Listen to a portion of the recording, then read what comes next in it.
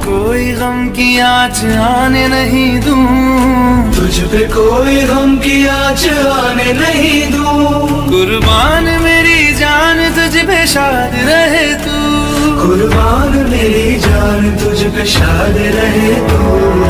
ऐ वतन मेरे वतन, मेरे वतन मेरे वतन आबाद रहे तू। बातमी आहे धुळे जिल्ह्यात असलेल्या साक्री तालुक्यातील पिंपळनेर शहरातून। पिंपळनेर व दहिवेल पश्चिम पट्ट्यात गेल्या 4 ते 5 दिवसापासून संततधार पावसामुळे जलाशय तुडुंब भरले आहेत।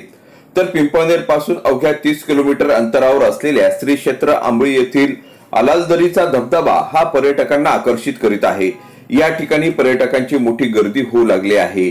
पिंपळनेर व दहिवेल पश्चिम पट्ट्यामध्येच पांझरा नदी, जामखेड नदी व कान नदी यांच्या उगमस्थानावर 5 ते 6 दिवसापासून सुरू असलेल्या संततधार व जोरदार पावसामुळे या परिसरातील सर्व जलाशय तुडुंब भरले असून आता नदी नाल्यांना पूर आला आहे।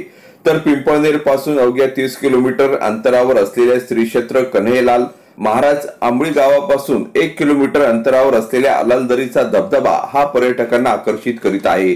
हजारो फूट उंच दऱ्यातून वाहणारा हा धबधबा आता पर्यटकांना खुणावतो आहे। तसेच पांझरा नदीपासून जवळ असलेल्या चिवटी बारीचा धबधबाही पर्यटकांना आकर्षित करीत आहे। पिंपळनेर पश्चिम पट्ट्यामध्ये असलेल्या जंगलामुळे व परिसरात पावसाचे प्रमाण मोठ्या प्रमाणात आहे।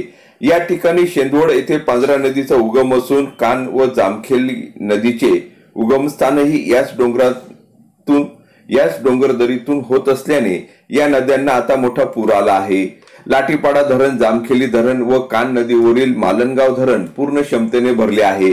निसर्गाने हिरवा शालू पांघरला असल्याने या भागातील निसर्ग पर्यटकांना खुणावतो आहे। यातीलच श्री क्षेत्र आंबळी येथील अलालदरीचा धबधबा हा अतिशय मनमोहक आहे। या ठिकाणी पर्यटक येत असून निसर्ग सौंदर्य व सेल्फीचा मोह पर्यटकांना आवरता येत नाही। या धबधब्याच्या किनाऱ्यावर सेल्फी घेऊ नये, तसेच या ठिकाणी पर्यटकांनी प्लास्टिकच्या बाटल्या, पिशव्या त्याच ठिकाणी उघड्यावर टाकतात। तेथील आदिवासी तरुणांनी आवाहन केले आहे, या ठिकाणी प्लास्टिकच्या बाटल्या, पिशव्या अथवा घाण करू नये। पर्यावरण सुंदर व्हावे। अलालदरी पर्यटन स्थळावर 2 ते 2.5 कोटी रुपये निधी मंजूर केलेला असतानाही या ठिकाणी मात्र कोणतेही काम झालेले नाही। याची चौकशी व्हावी अशी मागणी आदिवासी बचाव समितीचे गणेश गावित यांनी आमच्या प्रतिनिधीजवळ बोलताना केली आहे।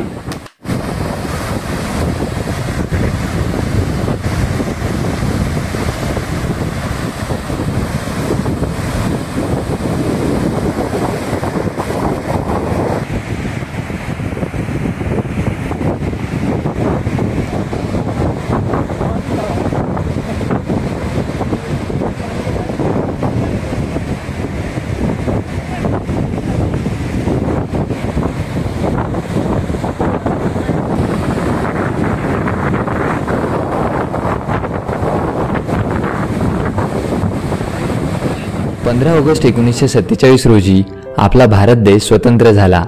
देशाला स्वातंत्र्य मिळवून देण्यासाठी हजारो स्वातंत्र्य सैनिकांनी आपल्या जीवाचे बलिदान दिले। अनेकांनी गोळ्या छातीवर घेतल्या, अनेक जण फासावर चढले। हे स्वातंत्र्य आपल्याला फुकट मिळाले नाही, त्यामुळे हा दिवस भारताचा विशेष आणि महत्त्वाचा दिवस आहे। आपल्याला ब्रिटिशांकडून 15 ऑगस्ट 1947 रोजी स्वातंत्र्य मिळाले। भारताला स्वातंत्र्य मिळवून देण्यात योगदान असलेल्या सर्व ज्ञात व अज्ञात स्वातंत्र्य सैनिकांचे कृतज्ञतापूर्वक स्मरण या दिवशी केले जाते। 15 ऑगस्टला सर्व लोक स्वातंत्र्य दिनाच्या शुभेच्छा देतात, एकमेकांना विश करतात। आजचा दिवस सर्वांना देशभक्ती, आपला इतिहास व स्वातंत्र्य योद्ध्यांच्या त्यागाची आठवण करून। बातमी आहे धुळे जिल्ह्यात असलेल्या साक्री तालुक्यातील पिंपळनेर शहरातून।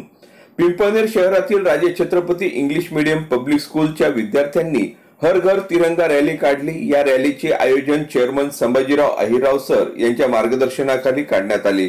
या रॅलीमध्ये सर्वच विद्यार्थ्यांनी हातात तिरंगा ध्वज घेऊन ढोल ताशांच्या गजरात रॅली काढून जय जवान जय किसान, भारत माता की जयच्या घोषणा देत सर्व शाळकरी विद्यार्थी शहरातील मुख्य रस्ता, सामोडे चौफुली बस स्थानक परिसर ते मुख्य बाजारपेठ, गणपती मंदिर, पंचमुखी चौक तर रॅलीचा समारोप Rajesh Chhatrapati English medium public school येथे झाला। या रॅलीचा पिंपळनेर शहरातील नागरिकांनी मोठ्या उत्साहाने मुलांचे स्वागत करीत चॉकलेट देऊन व फुलांच्या पाकळ्यांनी मुख्य चौकात स्वागत केले। स्वातंत्र्य दिनाच्या निमित्ताने तिरंगा जनजागृती रॅली काढण्यात आली। या प्रसंगी संस्थेचे चेअरमन संभाजीराव अहिरराव, सचिव राणा पाटील, उपाध्यक्ष श्याम बेनीराम कोठावदे तसेच शाळेतील मुख्याध्यापिका सोनाली पाटील या सर्व शिक्षक व शिक्षकेतर कर्मचारी उपस्थित होते।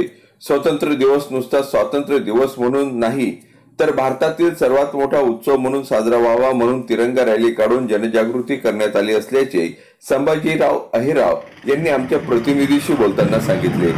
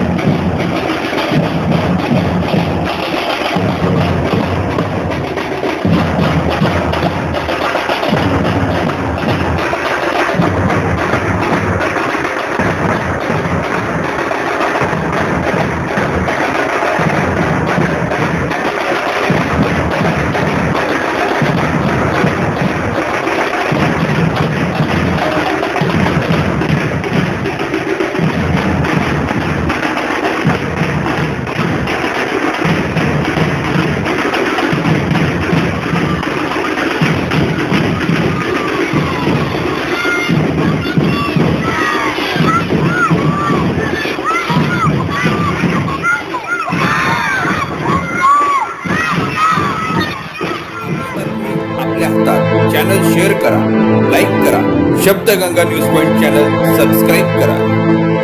आपली बातमी